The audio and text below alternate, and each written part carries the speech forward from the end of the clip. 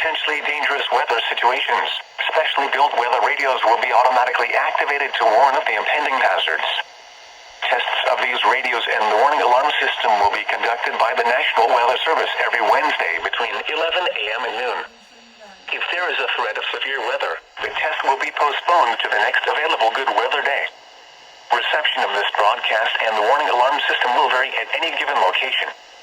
This variability, normally more noticeable at greater distances from the transmitter, will occur even though you are using a good quality receiver in perfect working order. To provide the most consistent warning service possible, the warning alarm will only be activated for warnings in selected watches affecting the listening area.